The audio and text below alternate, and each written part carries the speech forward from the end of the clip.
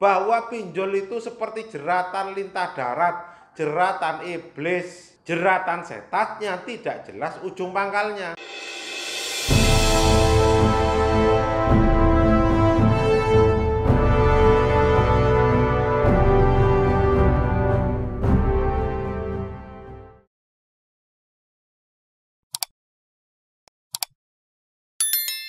Ini ada satu pertanyaan ya. Jadi, Pak, kenapa banyak masyarakat sudah tahu bahwa pinjol itu menyengsarakan? Kenapa banyak yang masih terjerat dalam lintah digital pinjaman online?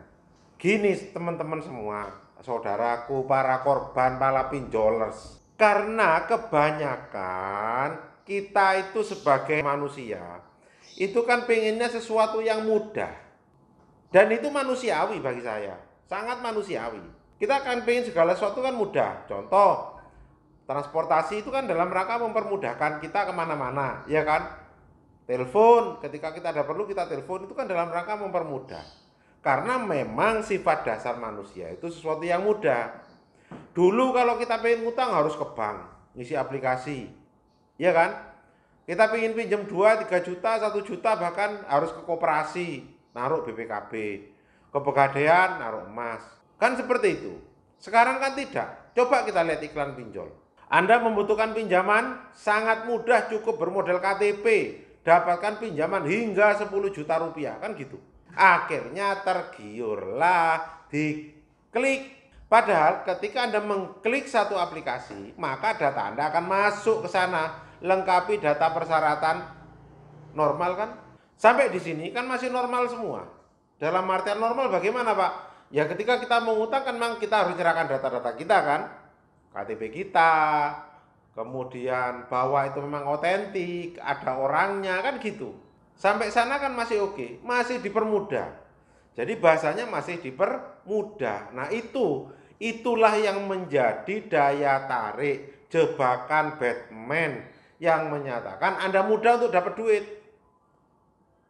Survei saya menyatakan bahwa sebagian besar, bahkan lebih dari 75% yang menyatakan mereka terjerat pinjol itu karena faktor ketidaksengajaan, ketidaktahuan bahwa pinjol itu seperti jeratan lintah darat, jeratan iblis, jeratan setannya, tidak jelas ujung pangkalnya. Itu masalahnya. Jadi begitu kita dapat aplikasi, kita butuh nih. Contoh yang paling mudah, kita buka aplikasi Shopee misalkan. Kita buka, kiku, kan seperti itu ya. Anda tidak punya uang, tawaran Shopee Pay Later. Anda tidak punya uang, cukup pakai Shopee Pay Later. Belanja sekarang, bayar kemudian. Tuh, ada pinjaman, klik pinjam. Nanti gajian tak bayar deh. Ketika kita belanja, buka-buka, check out kita sudah banyak, daftar belanjaan kita mau banyak, waktunya bayar. Duit tidak ada. Ternyata ada fasilitas pay later, bayar kemudian. Dapatkan fasilitas pay later sampai dengan 500.000. Klik, bayar nanti gajian. Kan seperti itu. Akhirnya Anda bayar, waktu gajian Anda bayar. Bisa 500.000. Begitu terbayar 500.000, Anda daftar belanjaan lagi, buka lagi. Shopee Pay Later-nya karena Anda terbayar 500.000 meningkat jadi 1 juta. Terus sampai nanti Anda Shopee Pay Later, kerja belanja keranjangnya jadi banyak, mau di check out jumlahnya besar. Wah, ini masalah. Akhirnya dijadikan bentuk cicilan. Ingat, utang itu pasti, rezeki itu misteri. Kita tidak tahu apa yang akan terjadi. Waktunya gajian ternyata orang tua butuh uang, guys, gak terbayar pay letternya. Masalah. Sama dengan seperti Anda yang sekarang terjerat pinjol. Anda kan hanya 500.000, bayar. Loh, tapi ingat, di situ banyak dunia penipuannya. Jangka waktunya kapan? Ini masih lama, kurang 2 minggu mau gajian.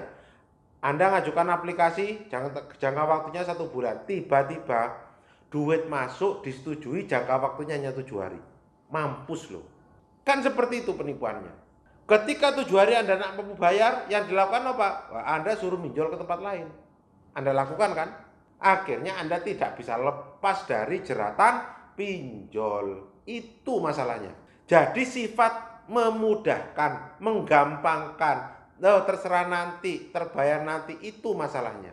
Jadi memudahkan kita untuk minjam. Dampaknya ketika terjadi sesuatu, ketika terjadi masalah, ketika kita sudah tidak mampu melewati batas limit keuangan kita, gagal bayar. Di mana akibat dampak dari gagal bayar Anda tidak siap, yaitu sebar data, teror DC, ya kan? Anda tidak siap. Nah, Anda kemudian menyatakan sebagai korban. Makanya saya paling tidak sepakat ketika Anda menyatakan itu korban. Anda pelaku kok.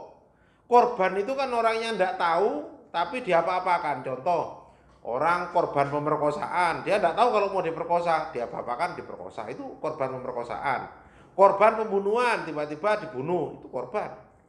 Ini kan tidak, Anda dengan sadar Anda minjam, hanya tidak siap dengan resikonya.